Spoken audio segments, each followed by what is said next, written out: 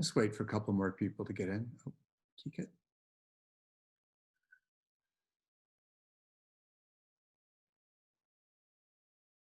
And I'll be right back. I'm going to give people a couple more minutes to join, and I'll be right back.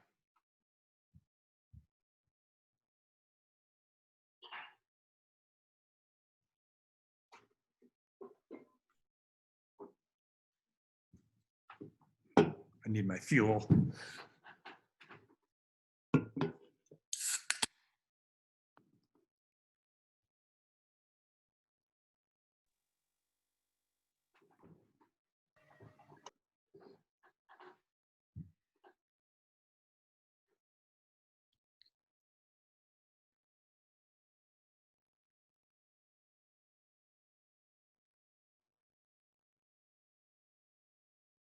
Hey, Daniel, Madison. If I gave you sharing, if you want to pull up the stuff for KME, you can do that. Okay, yeah. Okay. I guess there's not much other than the survey, but You can talk about it too. I'm waiting for a couple more people to come in, and then, but I think we can start. It's a little bit after 5, so.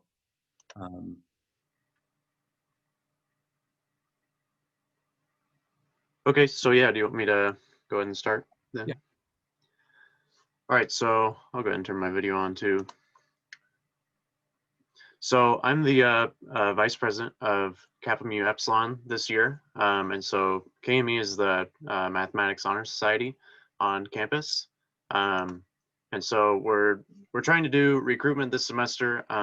It's kind of hard for obvious reasons, and so this semester one of the things that we're trying to do for recruitment is we're sending out an interest survey. So it's just basic stuff like your name and your interests, as well as your email, what you're going to graduate or expect to graduate. And so there are a lot of good professional and social opportunities that come with being part of KME. And so one of the things we offer is that we have lectures on unique topics from different professors, and every once in a while we'll have an outside speaker. But so you can come, and if it's a topic you're interested in, such as artificial intelligence or differential equation modeling or whatever, we have lectures kind of outside of class for that that a lot of people enjoy. And we're trying to do some social events this year, so we're trying to do stuff like trivia and trivia nights and other kind of online games that we're still brainstorming. But so it's a really good opportunity. It's fairly, I know Kayla Newman won't like me saying this, but it's a fairly low commitment organization. And so we have chapter once a month, so it is a fraternity. And so we have chapter once a month where we meet and we talk about, what's going on with the fraternity and things that are going on in math and stuff like that. Right now we currently have over 25 members, and of course we're always looking to grow that. You can also make a lot of good professional connections with other students, as well as we're also trying to bring in KME alumni to kind of talk about, what it's like to go to grad school or looking for jobs right when you graduate, stuff like that. So lots of really good professional opportunities there. I believe Dr. Alexander posted the link to our interest survey on the Blackboard page. There are a few requirements for joining. I believe one of them is you have to have I can't remember the number exactly, but it's a certain GPA in all of your math classes. And then you also need to have attended Drake for at least 2 semesters. So that means you have to be at least a sophomore if you're a Drake student, or if you're a transfer student, then it needs to be your 3rd semester at Drake when you join. Let's see, what else? It's also KME is a national society as well, so we're a part of the larger Kappa Mu Epsilon Honor Society. Like I said, it looks really good on a resume, lots of good professional opportunities. So I look forward to hearing from any of you that want to join, and of course you can reach out to me or any of us at KME if you have questions. And then of course I'd greatly appreciate it if you fill out the interest survey so we can kind of gauge interest among new members, as well as get ideas for different kind of lectures and things that we want to have. So that's it for me. Thank you very much, Dr. Alexander, for letting me talk for a little bit. So Daniel, do you want them, would you like them to do the survey now? sure, yeah, it should only take a couple minutes. There's not too much. If you go to Blackboard, it's going to be one of those links on the left and the very top. It just says KME info and survey. And, you know, it's a good organization. And, you know, I gave a presentation a couple of years ago, and faculty give presentations to it. And I've enjoyed that. And we sometimes do projects like when it's been kind of, and I'll talk to KME about this, but it's been, you know, last year, we usually, every spring, we usually give a freshman math contest. And last year we couldn't do it because of the pandemic. And I have to think about, we have to figure out whether it makes sense to do it to make up for that one this fall, and then to do another one in the spring or not. So I'll reach out to you about that, Daniel, and KME. But I you know, when we put that on, we often rely on KME people to help out with that. And, you know, from my perspective, it seems like, I don't know, it seems like you all do a lot, and it seems like it's been worthwhile, you know, for those that have been in it. Okay, so go to Blackboard and go to KME info and survey. And if you click on the link, there should be a live link to the survey. If you just click on, you know, KME survey, that should bring you right to it. And I'll give you, oh, go ahead. And one thing that'll do is if you are interested in joining, that'll just put you on, if you put your email on that survey, we'll just send out an email with more information.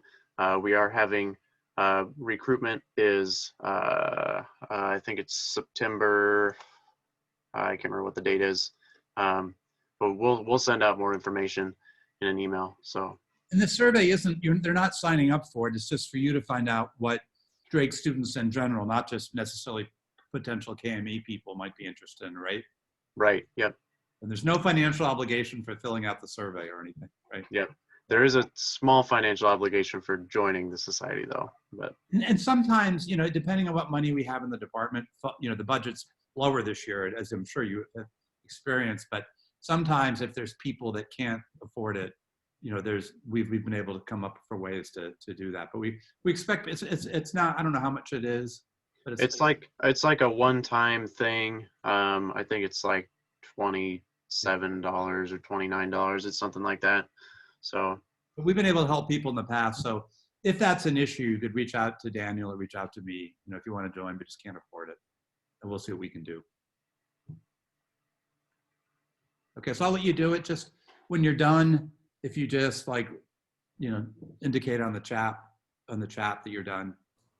And that way I'll know to, how about if you're in it already?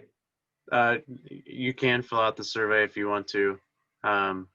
I guess we didn't have a spot in there to indicate whether or not you were already a member, but well, I guess we'll know by your name if you are a member. So that's fine.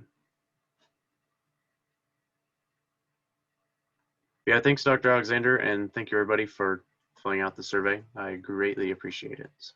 Good. Yeah. Well, it's a good organization. So thank you for taking the responsibility this year for it. Yeah. I'm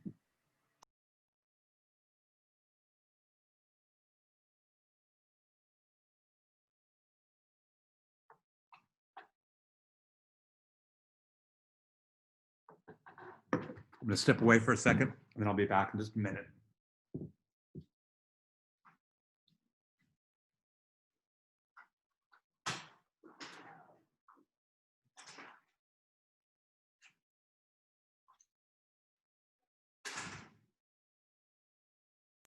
Another thing I do want to mention quick is that the lectures that we have aren't exclusive to KME, and so even if you're not in KME but you want to come to the lectures, you can do that as well.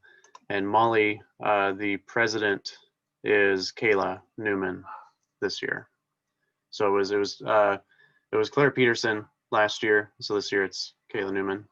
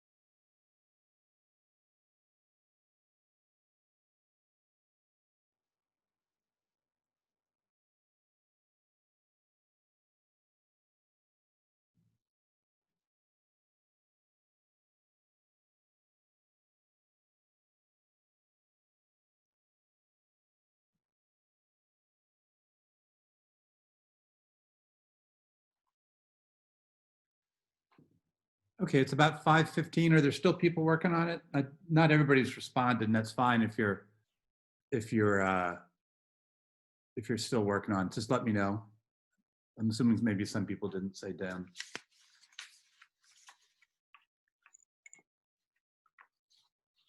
I'm happy to give you. It's funny. I can't see what you're doing, so I don't know.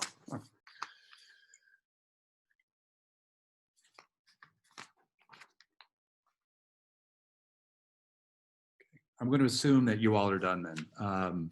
Okay. Well, thanks, Daniel. Sorry, I call you by my name sometimes, so I think Dan, but I know you're Oh, Dan. that's fine. Just correct me. Okay.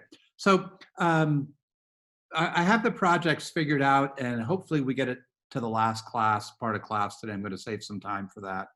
And there's 4 groups, and I've set them up automatically in Blackboard. If you just want to take a second and see if you can find your group, I assume that they're letting you know what group you're in.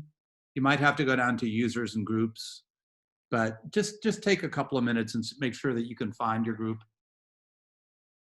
I haven't used this before, so I'm not sure exactly what you as a student need to do to find your group.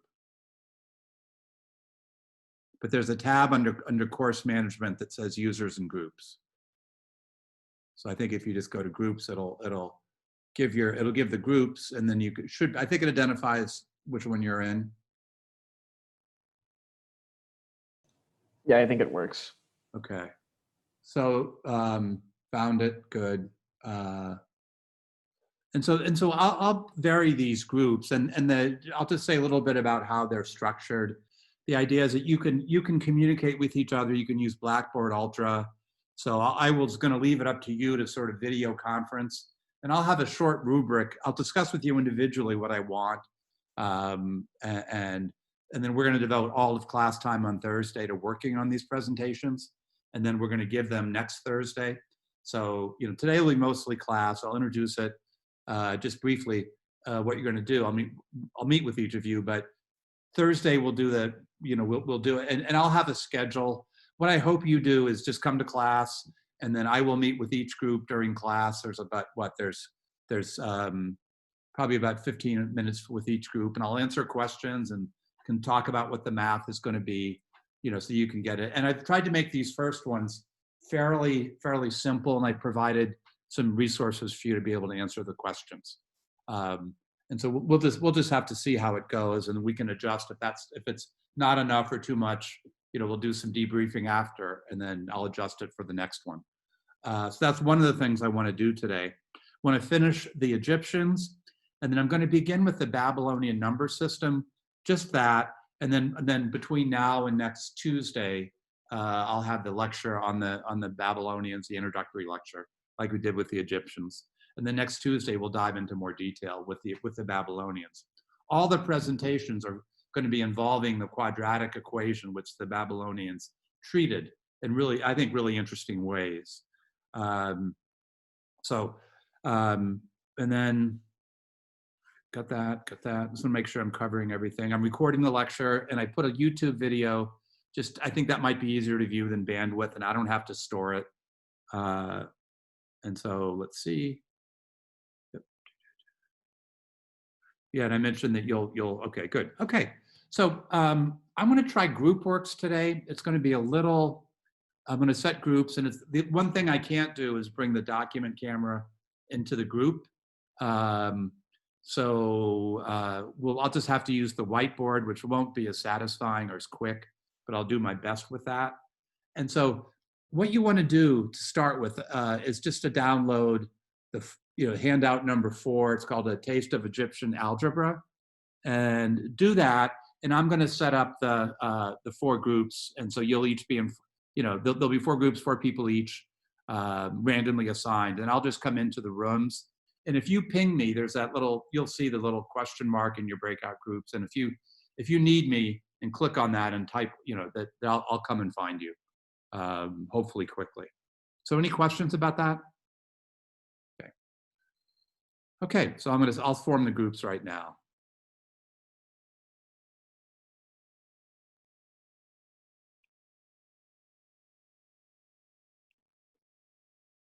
And it'll take you a while to get in. You'll be apparated into them pretty soon.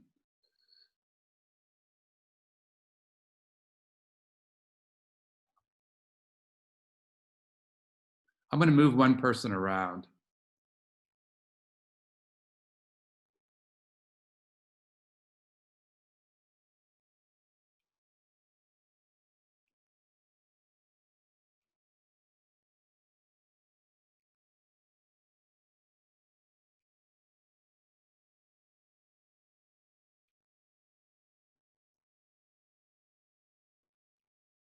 Wait a minute, that's not working right.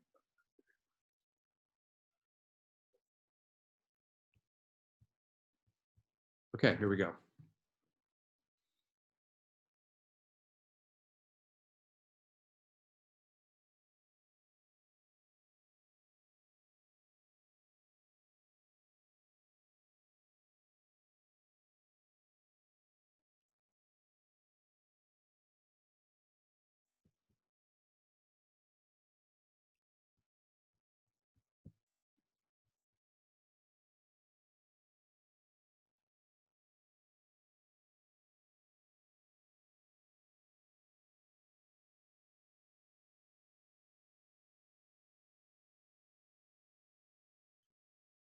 Jackson, are you there still?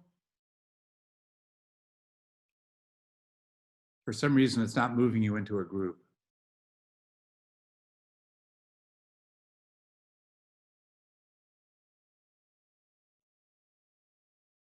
Jackson, if you're there, here, let me know.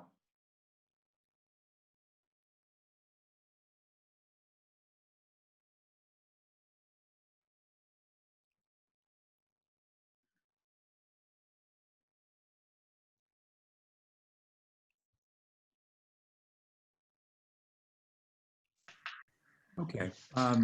Jackson is supposed to be in this group and he's not joining it, so I'm not sure what's going on. I don't know if he's stuck somewhere. I'm going to go try to find him. But you should have downloaded or looked at the fourth handout. And what I want you to do is read that, and then I'll come back and kind of talk to you about it. They're doing in both the first and second problem, they're doing they're solving some oh, here's Jackson. I'll wait till, yeah, okay, good. He's connecting his audio, good. So again, I encourage you to have your cameras on, because what I'd like you to do here is communicate with each other, and especially with some of this history stuff, which is kind of strange. It's hard to, I think, the more eyes and discussion you have on it, the better. Okay. So, but it's up to you. So what I want you to do is look through these problems, try to figure out what they're doing. They're using something called false position. And what they're doing is they're solving a problem, an equation, but rather than solve the given equation, they're solving a different equation. And then they're using that solution of that to try to figure out what the real solution is. And I want you to look at it and try to figure it out. Then I'll come back and guide you. I just wanted to just to sort of see how everybody was doing. Okay. Okay. Again, I really encourage you to communicate with each other. So I'll be back. And do you see where in the question, I think the question icon is in the bottom right. And so if you have a question, it'll ping me and I'll be there soon, be back as soon as I can. But I'm going to go through all the groups first. Okay, sounds good. Thanks.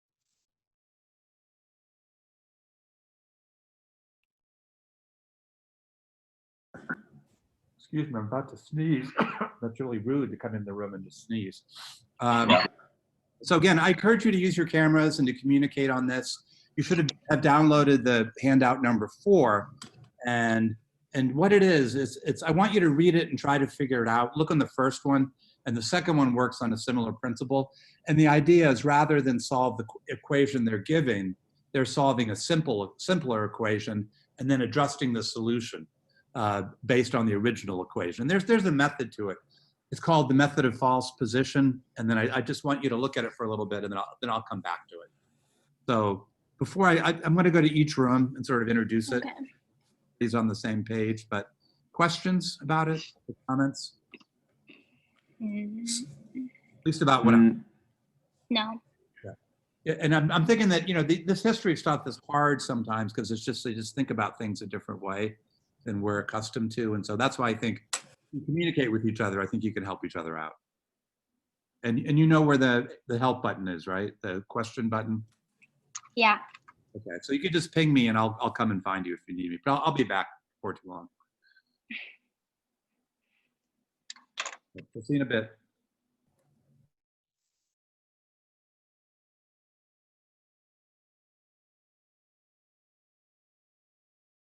Together become 15. And for some reason, they use this solution, and it's called the method of false position. So I guess they start with an arbitrary number that's definitely less than 15. So in this case, they start with 4. Adding 4 and 1/4 of 4 gets you 5.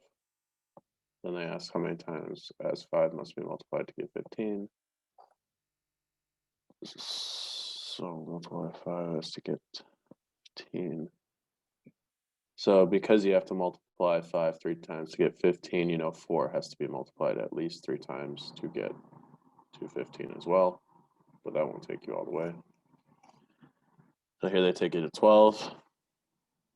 Oh, and then because it took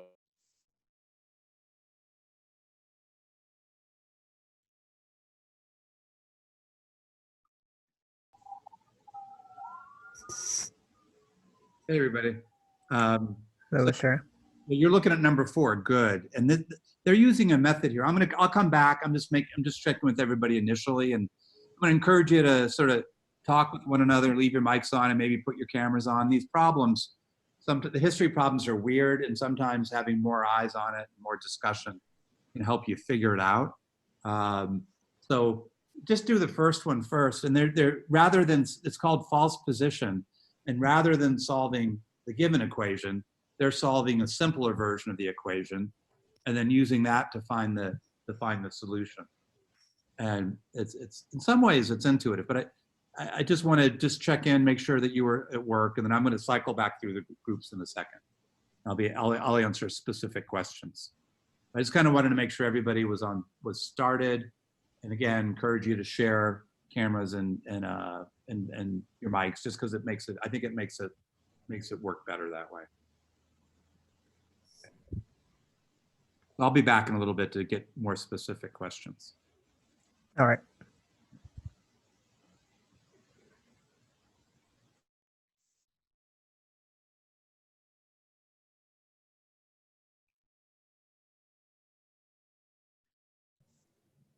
I know.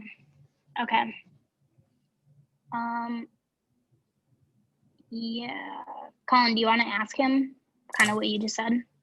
Yeah, I'll pull up where is. Oh, ask for help. There you go. Since he's in here. Oh, I I didn't even realize. was lurking because you were talking and busy, so I didn't want to interrupt. Well, Yeah. so we were talking about how we can kind of understand that it's like this first problem is like the division where you have 1 and then across from that is 4, and then you put the line with the 4 to indicate that total quantity divided by 4, and that's where you get the 1 underneath. But then I don't understand why they add those 2 quantities up, 4 and 1, to get 5, and what that total number even means. Remember that 4 with the bar across? That's the notation for 1/4. Yeah. So they're adding 1 plus 1/4 to get 5. To have 5 quarters. I'm sorry. What they're adding is they're saying, here's what they're doing. They're saying, basically, can you translate that into an equation? Here, let me share the screen. I thought I was sharing, but I'm not. So it's like they're assuming that 4 is the quantity, and so they have that, and then they find 1/4 of that to find that 5/4 of that is 5. Well, not quite. The equation, let's see. Am I sharing the sheet number 4? Yes. Yep. Okay, good. Can you see my cursor move? Yep. Yep. Okay, so they're saying the equation is a quantity and it's 1/4 are equal to 15. So how would you translate that to an actual equation? Like Well, I did that at first before you even popped in the first time. I had x plus x divided by 4 is equal to 15. Okay, good. Now, and they're saying that as many, so what they're doing is what they're going to do is guess 4, okay, as for x. Okay. And what happens when you guess 4 for x? What number do you get? We get a number that's way lower than But precisely what number? 5. Right. Okay. And so 5 is 1/3 of what you need, right? Okay, and so And we Then get they just- 4. You're off by a. so Oh, go ahead. no, you're good. You can keep going. No, you're good. I'd rather have you get it and say it than me. Well, if you're saying that equation is 1/3 of what you need, you just multiply your quantity by 3. Right. Uh-huh. And so that's where you get 12, Right. which is the correct answer. Yes. Yeah. And I would almost submit that, like, that sometimes, like, I don't know, my mind works in weird ways, but I remember, like, when I had to solve a problem, sometimes I figured out how to solve an easier problem. So you think about this, what for 4 + 1/4, the best possible answer is 4, right? Because it's equal to 5. It's just really simple to commute. But you say, oh, I need to be 15, not 5. So what do I do? What do I do to that guess? I'm off by a factor of 3. So what do I do? Oh, I multiply it by 3. Oh, okay. Yeah. Okay. I get it now. So if I'm gonna stop sharing and then use the whiteboard for a second. And this is kind of how I'll share this with the whiteboard. And I can't bring the document camera in here, which kind of, well, anyway, I just can't. So the way that I was thinking about this is that the solution 4 is to the solution as 5 Is to 15. 15. Oh, okay. Right. That makes a lot more sense. Yeah.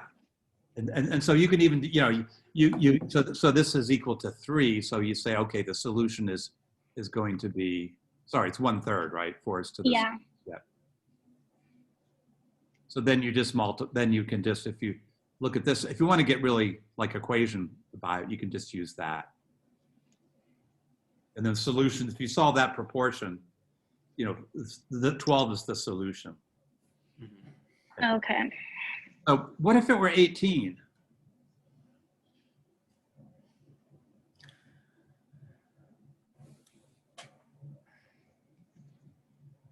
I mean, you would do the same process. It's just your fraction wouldn't be all Right. pretty. Oh. Now, it just so happens the answer is 15. Now, what does that remind you of when answers work out nicely? Real life? Or No. Yeah. It's like this problem is canned. So it's like even way back then, 4,000, almost 4,035, over 3,600 years ago, they were having answers that had nice solutions. So not much has changed, right? Yeah. Yeah, okay. And so that's called false position. And the way they say it is kind of archaic, partially, I think, because of the translations. But look through that and make sure you understand what they were doing. And, and then try number 2. It's going to work on a similar principle. And it's also going to be canned in the sense that it's a nice number. Okay. Okay. So any questions before I leave? Nope, I don't think so. Okay, good. I think we got it. See you in a bit. Okay, so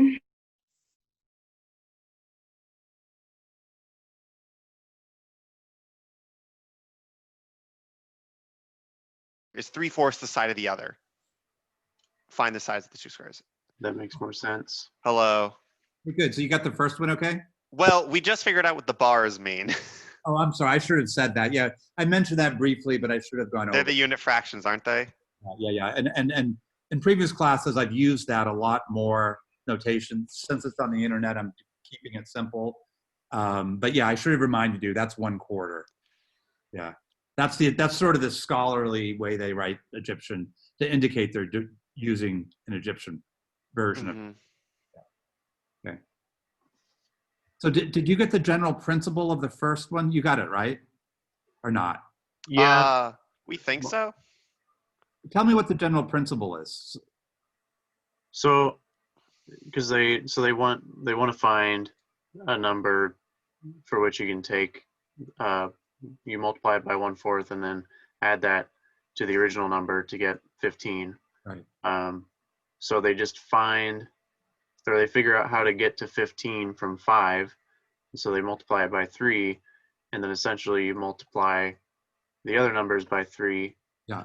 Then you get 12 plus 3 equals Yeah. 15. Exactly. And I'm just going to write it in a nice way to say it.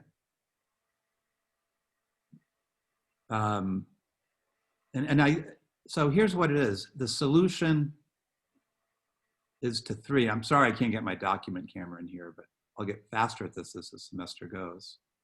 I'm impressing myself as we speak. Sorry. You're impressing us too. Solution is to 4 is 15 is to 5, right? Yeah, You guess There we 4 go. and you get 5. What's the real- because yeah, go ahead. because the solution is 5/4 the original Right. quantity. And so, you can even, if you want to get really official, you can just multiply, solve for solution, right? Solution is 4 times 3. Mhm. Okay. Now, why does this make sense as a way to solve it?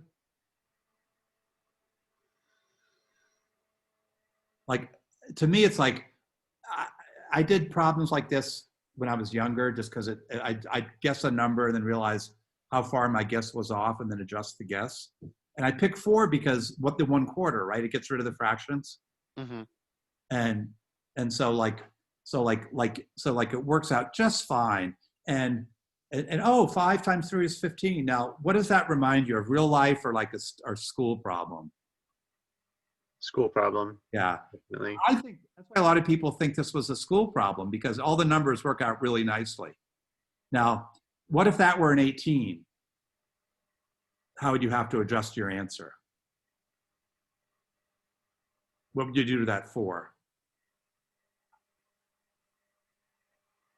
Like if it were x plus x over 4 is equal to 18. So it wasn't quite so nice.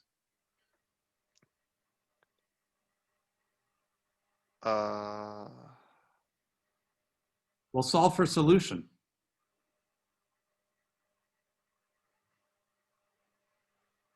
Solution is equal to multiply both sides by 4 Mhm. rather than 50. It's supposed to be a times. So let's make it one. Pretend that's a times. Okay, there we go. That's what the solution would be.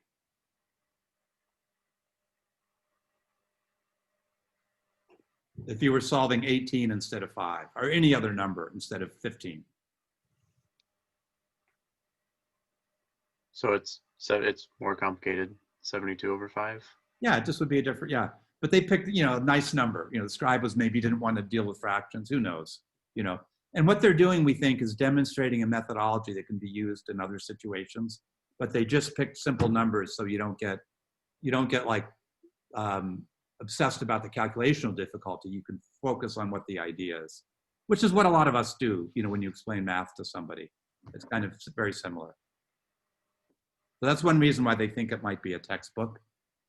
And you'll see this. The second problem works in the same way, and you'll probably see something similar there. Okay. Does that make sense? Yeah. Yeah. Okay, good. Okay, I'm going to go back and look at the other groups. I just wanted to sort of make sure you were, and it sounded like you were already working on the second problem. Mhm. Yeah, okay, okay. Okay, any questions before I go? I don't think so. Okay, good. Okay, talk to you soon. All right.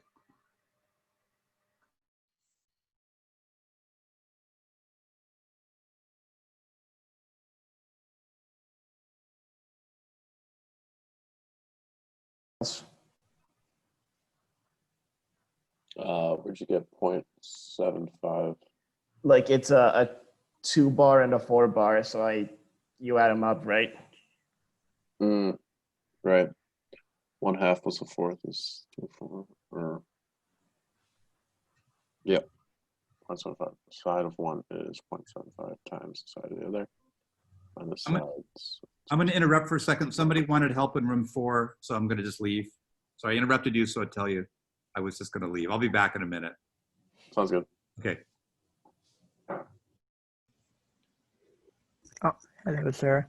So So yeah, we kind of just figure out a bit something like the prime number is like a multiplication, and which one are you doing? Number 1? number 1, yeah. Are we supposed to do number 2? Oh, no, I just want to make sure we were on this. Alright. I just wanted to make sure that's what you. So let me ask, I think you might be overcomplicating it. What's the equation that you're solving, that they're asking you to solve? A number plus its own 1/4, it become 15. Translate that into like modern notation. 5/4 times x equals Yeah. 15. Right, okay. Now, okay, so your guess is 4, right? Like that, the scribe says, try 4 and see what happens. And so when you try x equals 4, what do you get for your answer? 5. Right, and what factor is 5 off from 15? 3. Right. So you multiply the 4 by 3? Yep. So let me show you kind of a way to sort of write it out. And, to analyze this stuff, you want to think like they do, but you also have to think like we do. And so the idea is that our solution, we don't know what that is, right? But our guess is 4. Now 4 gives us the number, maybe this is what I need to write neatly, those of you that had me before, but 4 gives me 5, right? But the answer I want is 15. So I look at this and I say, well, I'm off by a factor of 3, right? Now notice if I solve for my solution, what do I get?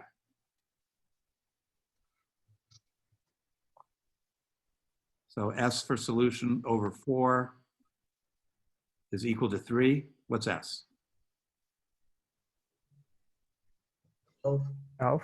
Yeah, 12. That's the idea that they're doing. And here's I think what the thought process is. Okay, you get this equation and it's like you say, okay, I don't know what the answer is, so I'm going to guess something and maybe that'll give me some insight. So I'm going to guess 4. And why is 4 a good number to guess? I mean, like a hopeful number to guess, an optimistic number. What does that 4 do to the 5/4? It gets rid of the fraction, right? So you guess 4 and you say 4 1/4 is 5. Okay, well, that's not the right answer, unfortunately. Oh, but it's only off by a factor of 3, so I can multiply by 3 and get the right answer.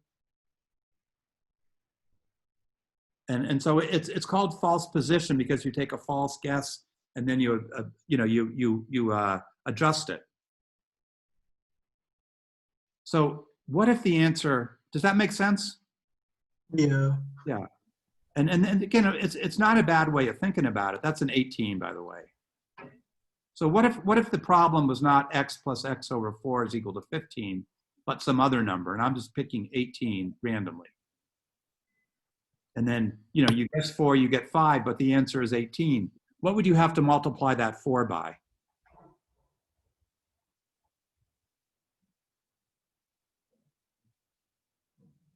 Well, again, solve for the solution.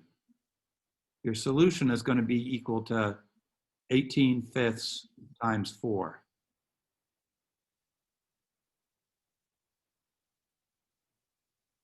Sorry, that's supposed to be a 5 here.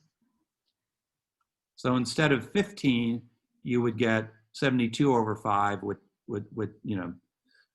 I'm sorry, instead of 12, you'd get a slightly different answer. You get an answer that's bigger than 12, but not quite 16. So this method is a way, it's like a lot of different cultures use this method. It's kind of, I think, an intuitive way to solve problems. I mean, when I was a kid, I remember solving problems this way. Like, I'd guess a number, it wasn't right, but I'd say, oh, I'm only off by a factor of 5. So I multiply my guess by 5. So is this just another way of them just doing division? Well, it's actually another way of solving. Yeah, solving an equation. Sorry. Yeah, exactly. Yeah. And it's called the method of false position. And again, it's talked about, and it's something that that ancient cultures used. And the idea here, everything works out beautifully, right? Is this real life or is this like a homework problem? It's like a problem, right, in a book, because all the numbers work out nicely rather than being complicated. And so we think what the idea was that he was trying to teach a way to solve equations that didn't have an algebra the way that we did, you know, to move numbers around. But so this was a way that would work if you can't do algebra. Again, algebra wasn't invented until about, I mean, the kind of algebra we think of, we'll see it wasn't invented for quite some time. But so it was a way to solve problems that worked, but it wasn't perfect, you know, because you had to guess and check it. And it's thought to be a storybook. And the idea is that you see this and you say, oh, okay, now I can solve a similar problem using this method. Okay. So it's a different way of thinking about it. So anyway, does that make sense? Yeah. And so the second problem on here is very similar. So try that. They're going to use a guess, and you're going to find everything works out in the end. They're going to use a guess and then adjust it. Okay. So I was going to go back to another group where I was when you asked, you had a question, which is fine. But do you have any questions before I go? Hopefully this makes sense. Yes, no, maybe. Yeah. Yeah, it does. Maybe. Maybe. Okay, good. Okay. Yeah. Okay. Okay. So I'll work on the next one, then I'll be back. I'll talk to the whole class in a bit. Okay. I'll give you back your screen, and I'm going to leave the room and go to another one. Oops. Leave break.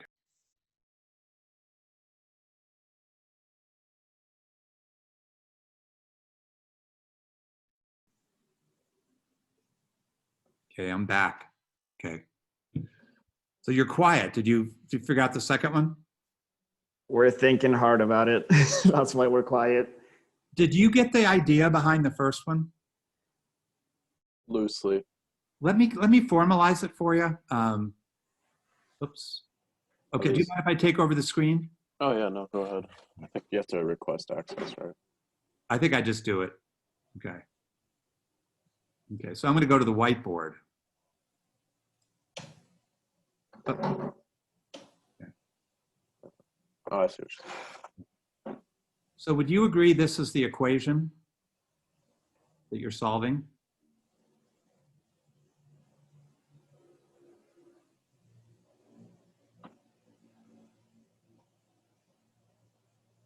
Yeah. Yeah. And when you're doing historical analysis, it's kind of a you know, it's very binary. You're looking at it in the modern way, and then you're looking at it in the ancient way and trying to get insight into both. And I need to put it into algebra to sort of understand the math. And then I can sort of go back and say, why would they do it this way? So then you guess 5, right? I mean, sorry, 4. And I think 4 is what I call an optimistic guess. And why is that? Why would that be optimistic? What does that do to the fraction? Makes it whole. Yeah. I mean, 1. Yeah. Okay. And I get 5, right? And so I'm off by a factor of 3. So here's the way that I formalize it. The real solution is to my solution, as the real answer is to the answer I got from my guess.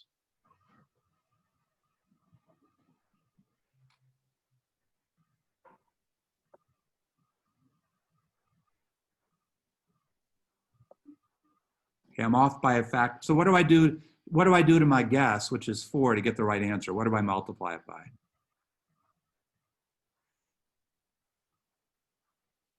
Well, if I just solve for the solution here and multiply both sides by 4, and I get 12. So the correct solution is 3. I make a guess, I'm off by a factor of 3. I have to alter my guess by a factor of 3. That's supposed to be a times sign. I have to work on that. I was trying to make a dot, but it didn't work too well. Okay, so what if this were my equation and I tried the same guess? What would I need to do? You're talking in terms of like modern mathematics? No, if I was to think like an Egyptian. Oh, okay. This is called the method of false position. And so again, it's a method that people used. A lot of ancient cultures used this. And remember, they didn't have an algebraic system. So they were trying to figure out other ways. And I kind of remember doing this kind of thing when I was a kid. I would try to solve a problem and I would guess, and then I would adjust my guess by how far I was off. Right. Yeah. Okay. Okay. So now what role is 29 playing here? Like, let's say we use the same guess as a 5. So I get 4 for my solution, just like I did before, right?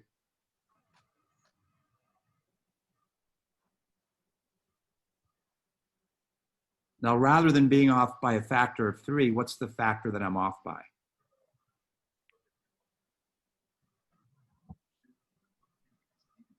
It's 29 over 5, right? 4 is my guess. The real solution has to relate to 29 in the same way. So I get to set up that proportion. So the solution to this one, I guess I get 5. I get 5 plus 5 over 4 is 5. Well, that's not 29. I'm off by a factor of 29 over 5. So then for my solution, I would just multiply by, I'm going to use S. So I'm sorry, where did the 5 come from in the 29? I'm using the same guess. Oh, okay. Just like seeing if it would work out. Yeah. And the guess is some ways arbitrary. All it needs to do is maybe do, it's like an algorithm where you have a starting point, x0. You just need to get the algorithm started, and then it comes to the right answer. This is kind of the same thing. So I guessed 5. I guessed 4. I'm sorry. I guessed 4. Oh. My answer, that's my guess. My answer was again 5, just like up here. So the only thing I'm changing is instead of equaling 15, it's equaling 29. It's the same process. Rather than divide by 5 rather than put 15 over 5, I put 29 over 5. And then my solution would be this. It would be my guess, which is 4, times 29 over 5. There we go. That would be my solution. Now, the problems worked out, the numbers worked out beautifully, right? And that's because it's not real life. It's a textbook. That's one of the theories, that this was some kind of training manual for other scribes, for mathematical scribes. And they're learning a way to solve equations. They don't have algebra. Well, how do we solve these kinds of problems? Well, here's one. It's a guess and check method. You guess a number and you figure out what factor you're off by, and then you adjust your guess. I'm off in the original equation, I'm off by a factor of 3. My guess was 4, multiply 4 times 3. And that's what they're doing in the front on all that work there. And there's something similar going on in number 2. And it sounds like you were working on that. Did you get stuck part of the way in it, or? So we were still kind of reading through it, and we're not sure. We got to the but 64 times 1, 2 bar, 4 bar equals 100. Does that actually equal 100? Well, it's 64 times. It's 64 times 1 plus 1/2 plus 3/4, so 7/4. I'm sorry. 7/4 times 64. I'm doing this right? But 64. Let's do that out.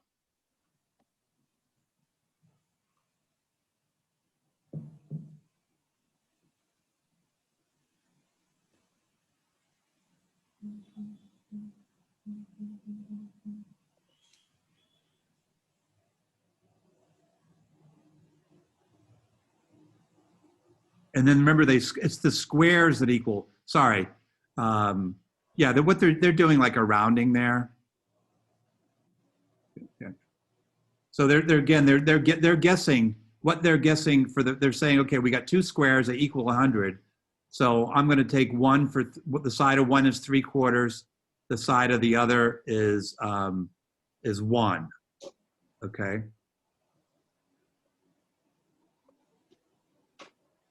You know what I'm going to do? I'm looking at the clock, and I'm going to come back to this because I want to make sure.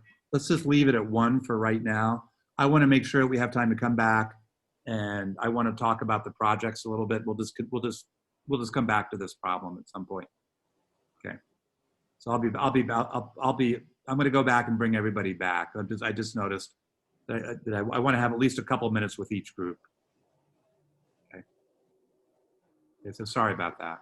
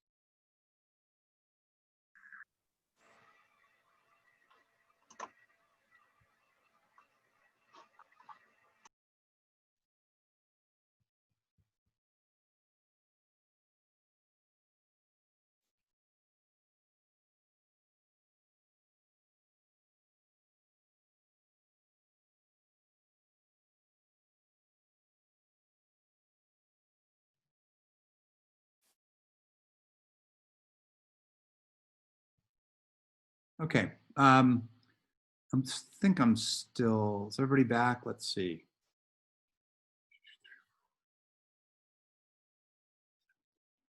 Looks like everybody's back. So I got to go over one with everybody, but I didn't get to go over the second problem with everybody. So I'm just going to leave that hanging. And it's a similar idea. So either we won't do it or I'll post a solution to it or something like that. What I want to do is I want to talk to the groups, but I think what I want to do, I'm trying to think what's the most efficient way to do this.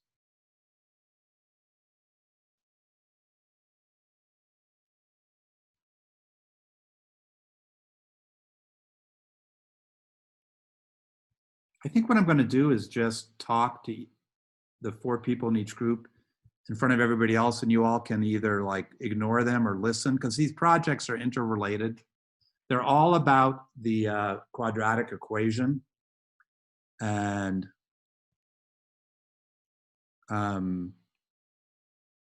so like right now I'm talking to people in the first group, and that is going to be, let's see who that is.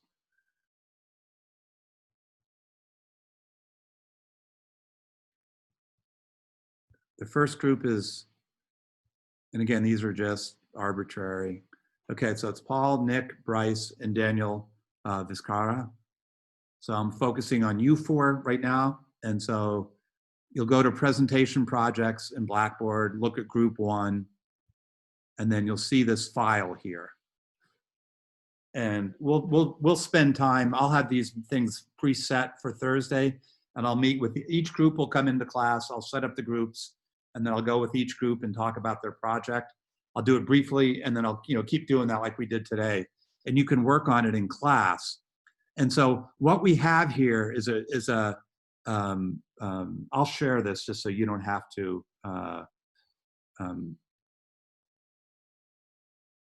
So does it? You see the Babylonian quadratic? Yep. Okay, good. I want you to read this between now. All you need to do is read this between now and Thursday and try to figure out what's going on. Now, the Babylonians are using base 60. So this is, and I was going to talk a little bit about that. So base 60 and base 60, this is, I'll go over that with the whole class, what that means. And it talks a little bit about it on a handout 4. But you can also, I translated it here to base 10. So that's the same thing as this right here. So you want to look through this, and I'm asking you why the solution works. And then I'm going to have to write out the equation, that there's an equation behind this like we did earlier. And then also see it. I want you to, well, don't worry about number 3. I'm going to have another group do number 3, so you can skip that. So don't worry about number 3. You just can cross that out. So just try to decipher this, and what your project or presentation of the class will be, and you can do it however you want to do it, or will be to just explain this to the class. And again, I'll go into more detail on Thursday about that. So between now and Thursday, just look at the solution and try to figure out what's going on there. Why does that work? And Good. Oh, go ahead. Question. Sorry. Oh yeah. So you just want us to read through it and then look at problem 1 and 2. Yeah, and again, your goal is, the first thing you really need to do is try to figure out why it works, and then we'll talk more about what I want you to present on Thursday when we meet. We're going to present Thursday, September 10, not today. So I mean, not this Thursday. So we'll talk in class this Thursday about your presentation. Okay. Okay, and it's not going to be super in depth or anything, but I just want to sort of get the system, kind of like we did today, to get the system down. Okay. So, okay, I'm going back to the rest of the class. And so I'm going to go, oops, sorry, I keep doing that. I'm going to go to the second group. And that's going to be Paige, Daniel Madison, Molly, and Colin. And so I'll just be focusing on you, and go to the presentation projects, your group 2. And then there's a video here, and I don't know if you paid any attention to this, but there's a new way to do the quadratic equation that sort of came out in the last year or so. And it's quicker than it's a really simple way quicker than the quadratic equation. And I want you to sort of go through that and figure it out. And again, on Thursday, we'll talk more in detail. So between now and Thursday, look at that. And then the other part is it relates directly. Oh, I didn't post this. I have to send you something, which I'll do. I thought I had that here, but I don't want to post that yet. But I'll email that to you. But if you do this, you'll be that's enough for you to do for between now and this coming Thursday. Okay. And then and so I want you to connect it to this problem. But again, I'll email that out to you each right after the class. So just look at this and look through it, and then come Thursday and we'll talk more about it. Does that make sense? Yeah, that sounds good. Yeah. Okay. Good. Okay. So now I'm going to the third group, and that's going to be CG, and I'll talk to her if she's not back yet. Hannah, Avasar, and then Kika. And then, sorry, I didn't pronounce your name right, so I'm sorry. But I'm going to just direct what I'm saying to you. And you have a video, and the video is about completing the square. Literally. I'm actually talking about you taking your square and you're actually going to complete it geometrically. It's not algebraically. And the video is a little long, but it's very simple. So I think they just take their time, so it won't be that hard to absorb. There's some pictures in there for the general case and that you need to use. And the general case you're looking is going to look like this. So it's a version of the quadratic. And we're looking at C as positive, because that's the Babylonians didn't use negative numbers. So C is positive. So when you bring C over and set it equal to 0, it's actually going to be a negative. It's actually going to be negative when it's over here. Okay. Now, so it'll turn out to be the same thing. They're using just a general C here, but we're using an actual positive C here. So it's going to be a subtract C over there. But again, I'll go through that. The big thing is going to be looking here and seeing how to complete the square. And they do it with an example, and they do it in the general case. So just understand it. And it's a way of geometrically deriving the quadratic equation. Okay. So again, between now and Thursday, just look over the video and discuss it and try to figure out what they're saying in there. And again, I don't think it's going to be too bad. Okay. Okay. Any questions about that?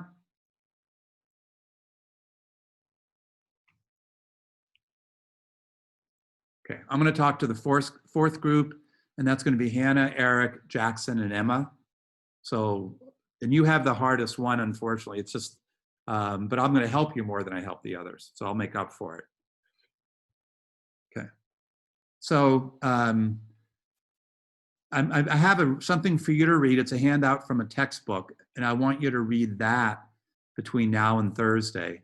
And what you're going to be doing, the problem is like this. It's length plus width of a rectangle equals some number. The length times the width equals another number. Find the length and width of the rectangle.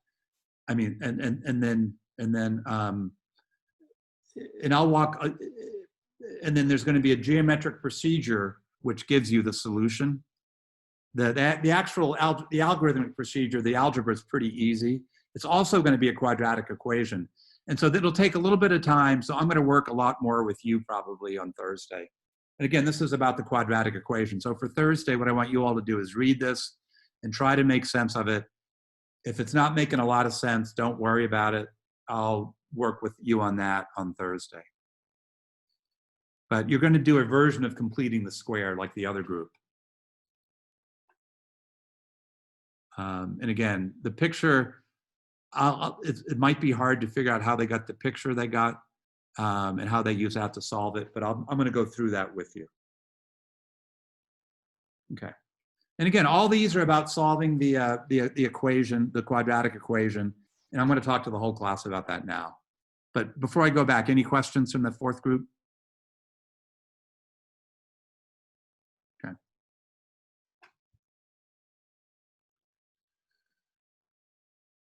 Okay, so basically, one of the things that the Egyptians did, and I mean the Babylonians did, and I want to introduce it now just so you know it, is they used base 60. And I just want to talk a little bit about how to view base 60, that kind of the way to think about it. And there's some special notation for it. And that fifth handout I have talks about numbered bases a little bit, but I want to short, you know, I'm gonna go straight to that, and we'll deal with that handout on next Tuesday when we go back to sort of a regular class. So the other thing the Babylonians did was work with the quadratic equation, and every project is a part of that, what they did.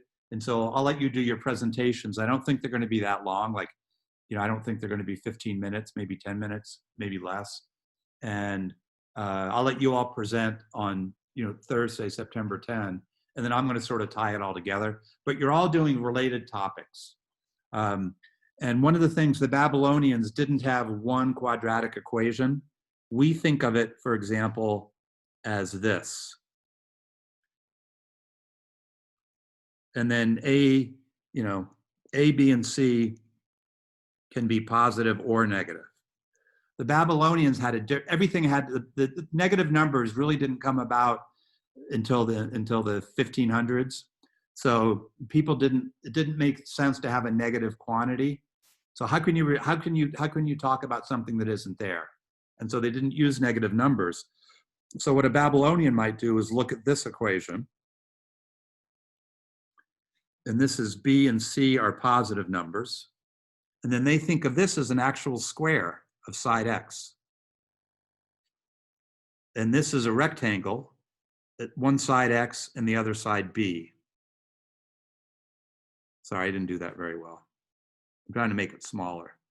So X and then B here. And this is what you're going to be using in this, if you're doing the first group is doing this equation, and the second group is going to actually be using those actual squares. So X is equal to a side of a square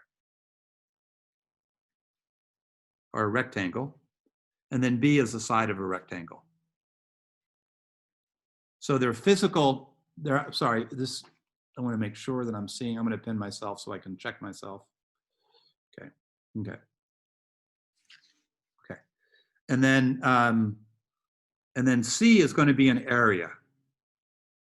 You know, it's the area of two rectangles. And so they actually thought of everything there as positive. B is constant and C is constant.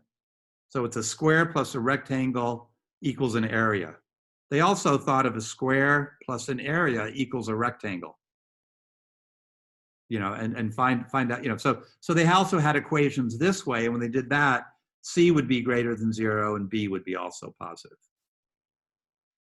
So there's physical meanings to those things. So that's one of the things I want you to keep in mind. And then related to that, so questions about that? And again, they did not use algebra.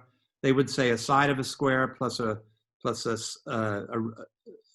side of a square that had one side B and a side of a rectangle that had one side B and the side of the square added together equal something. You know, that's how they would say it in words. Like you'll see it in those problems. So they didn't use algebra at all. Okay. So that's why I'm going through that. Okay. So questions about that? I want to talk about base 60, and to understand base 60, you need to understand base 10. Okay, that is equal to, this is base 10, that's equal to 1 times 10 cubed plus 7 times 10 squared plus 3 times 10 plus 5 times 10 to the 0. Okay, you all know that.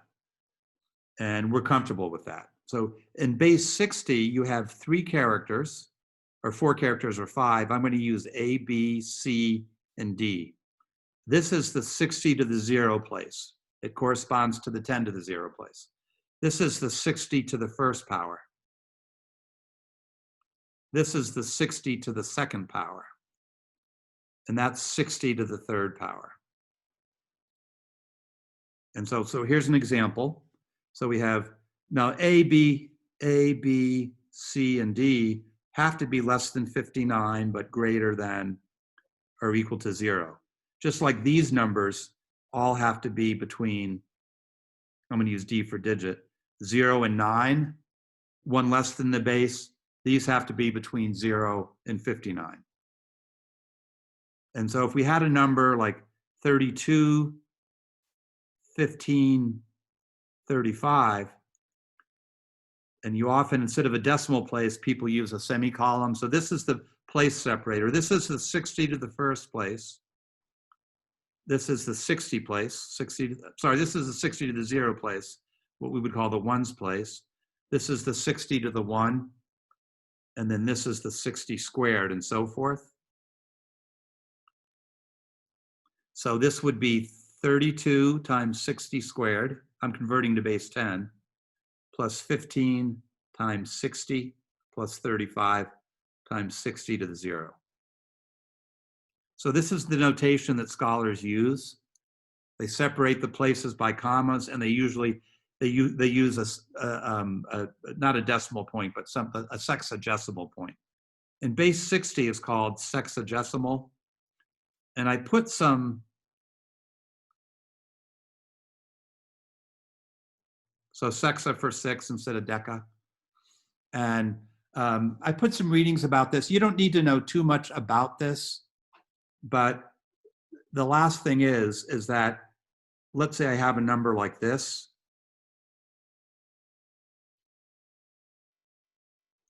So here's what we call the decimal place. This would be like 50 times 60 to the minus 1. That would be 32 times 60 to the minus 2.